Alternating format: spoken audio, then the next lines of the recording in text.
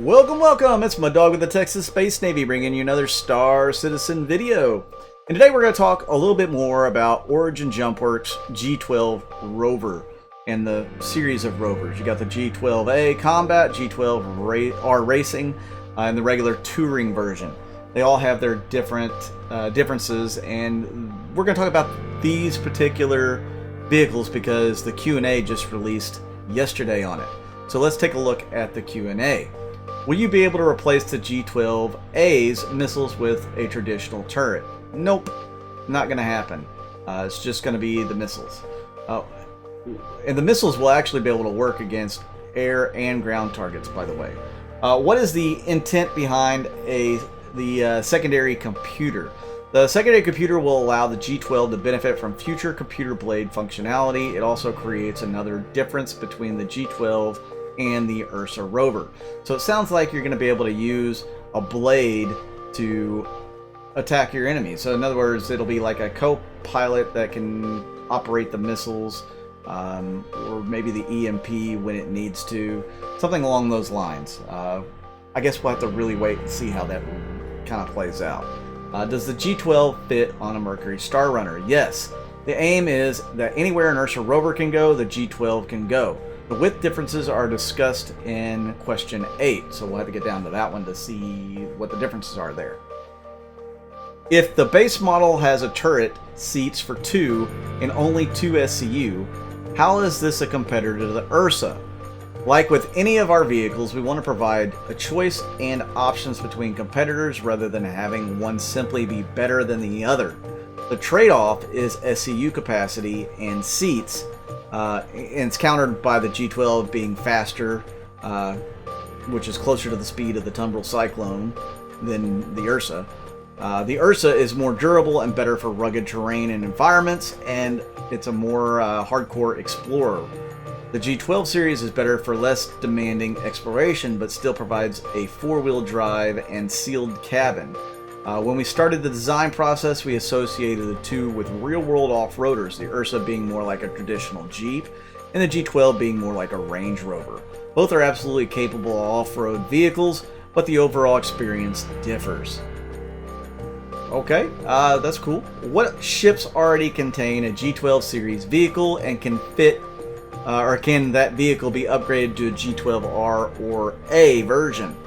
The Origin G12, previously referred to as the Origin Rover, is standard equipment on the Origin 600i Explorer. All existing 600i pledges have been converted to include the G12. Players with both 600i Explorer and standalone G12 will be able to upgrade the standalone G12 while keeping the original base vehicle from the 600i. So that's good news for you guys who have 600i Explorers. You're going to get one of these for free, which we kind of knew that, but they just confirmed it.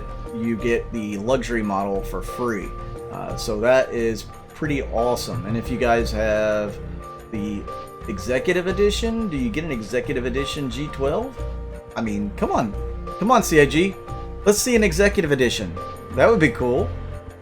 Will it have 4-wheel drive or other off-road features to enable it to recover from flipping over or getting stuck on terrain? The G12 series is 4-wheel drive as standard and should be as capable but not as durable in all circumstances as other rovers. So this is something that has been just grating on me for a long time now.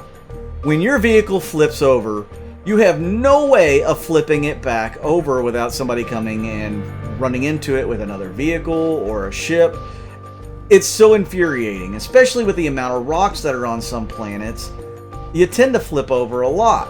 This happens in rovers, it happens in Cyclone, it happens way too much. So we need to have a mechanism that will be able to flip us over. Maybe for the Cyclone we can do it by hand. It shouldn't be so, I guess, heavy that we wouldn't be able to flip it over. Maybe it is, I don't know. But there needs to be a way to flip it over. The Rover, I know it's super heavy, so you wouldn't be able to flip it over by hand, but maybe give it a dang flipper on the top that does it for you. Give us a way to roll that thing back over on its feet so we can get out of there. It just happens way too often that you flip over, so I really want that feature in the game. What do you guys think? Do you want a way to flip your vehicle back over once it ends up on its roof? Now, understand if you're doing something stupid and you land on your roof, you know, that kind of deserves to be punished. But if you're just driving along and somehow this little bitty rock that wasn't there flips you over onto your roof, or you can't go 10 meters without hitting something, give us a way to flip it back over. Can the missile launchers on the G12A target ground vehicles? Yes, I already went over that.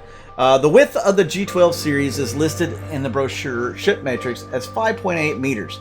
This is wider than the 4 SEU wide or 5 meter Ursa footprint.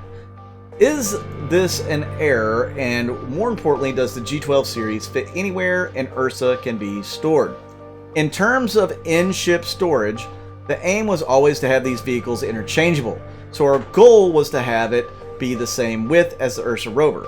The Ursa is actually somewhere between 5.2 and 5.5 meters wide, depending on the suspension flex and the mudguards. So while the G12 is listed at 5.8, it's generally between 5.5 to 5.7 meters when accounting for flex. We'll ensure both have the same footprint when the G12 hits production, so they fit in the same vehicles. That's really good news. You can carry them in your Connies and everything else. What is the hypothetical use case for an EMP on a racing model? In non-racing scenarios, the EMP will be useful for self-defense by giving you the chance to escape aggressors. When racing, it can be used to disable competitors for a period of time to gain advantage. And guys, we have already thought up all sorts of ways to use this EMP on this little bitty rover, including deploying it in space. It would be a really nasty surprise. Somebody's following behind you. You just drop the rover out with an EMP, disable them, and have somebody sweep in and take them out. Probably wouldn't happen that way, but that's one way to do it. There's all sorts of ways that we have thought of using this EMP, and I'm sure the community will have tons of different videos on just that, showing you how to use the EMP in all sorts of different scenarios. So I'm looking forward to it. Will the tires on the different G12 models have different handling characteristics on different terrain? For example, it looks like the racing model has slicker tires than the base G12. I'm wondering if they will have less traction in muddy or rough terrain, and if so, will we be able to swap the tires between models? The tires will provide different handling characteristics, and aim is for these to be swappable between variants, but a similar set of tire upgrades will be available for other ground vehicles, much like the upgradable thruster sets on spaceships. So your Tumbril Cyclones, maybe, your Ursa Rovers, they will all get some different kinds of upgrades for their tires and vehicle treads, maybe, like the Nova tank. Maybe it'll get some different treads, though that'd be a little weird. I want racing treads on my Nova tank. Yes. Yes, I want to race in my Nova tank. Is there any opportunity for a future variant that instead of a turret has sensors for exploration? There are no plans for any more variants of the G12, however, we'll keep this in mind if there are in the future. So that could happen. How does the armor of the G12 variants compare to the armor of the Ursa Rover? It's hard to provide an on-paper equivalent of armor between two vehicles, but the Ursa Rover is generally better armored and slower as a result. The G12A is the most armored of the series, but is still slightly less durable than a stock Ursa. We knew that. That was not going to be in doubt at all. What defensive measures does the combat rover have? The G12A comes equipped with the same countermeasures as our spaceships, which are currently a unique feature among ground vehicles. This will allow owners to dispense flares and chaff to shake off missiles and torpedoes, as well as obscure scanning and detection. Let me tell you, I have been the victim of a missile strike on a dragonfly, and it is quite hilarious, but also very deadly. So having the chaffs and flares working, well, keyword there is working because they don't right now, would be awesome on a ground vehicle. And so I'm kind of looking forward to testing that out a little bit. Will the Racer have thrusters or jump jets like the Cyclone Racer supposedly does? The G12R comes with a boost functionality to allow a short period of high top speed. So it's probably not quite equivalent to the Cyclone Racer, but I'm sure that it's going to be pretty functional. This one's going to be staying lower to the ground, whereas the Cyclone may be bouncing all over the place. Will there be space in a G12 for an extra suit we can equip inside? One capable of withstanding extreme temperature? Or can we drive in a bigger, bulkier suit? There's no space for a suit locker, only a weapon rack inside the G12, as the interior is pretty much limited to the cockpit and seating. However, as the vehicle is a sealed environment, you'll be able to drive around in extreme temperatures in regular clothing if you wish. That seems dangerous. You know, you get a puncture in the hull, you could be in serious trouble. But yeah, guys, that is the Q&A for the G12. I hope you guys liked it. That is listed up on the RSI website. And again, these rovers are still for sale. So if you are interested in picking one up, definitely go on the site and grab one. I personally like these. I think they're really cool.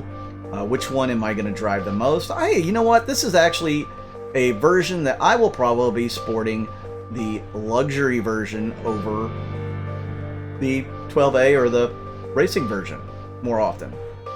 That's not always the case, but that's probably going to be the case for me this time out. So guys, thank you all to my subscribers. Everybody all the new subscribers that have been coming in, thank you. All the people that have been subscribing for a while now, thank you so much. Thank you to all my Patreons and my YouTube members. You guys rock my world. I really do appreciate all that you have given to me to make this channel be a possibility. If you guys are interested in sponsoring, that information is going to be in the description of this video down below, so please check that out. Also, it helps me tremendously when you guys watch the ads all the way through or click on the ads. All that helps the revenue for this channel. And guys, I really want to make this my dream job to where I can do this on a full-time daily basis. And I promise you that the quality of the videos will just keep getting better the closer to that dream that, you know, gets closer to accomplishing that dream you guys get me. So thank you again, and I'm Mud Dog with the Texas Space Navy, and I'll see you out in the verse.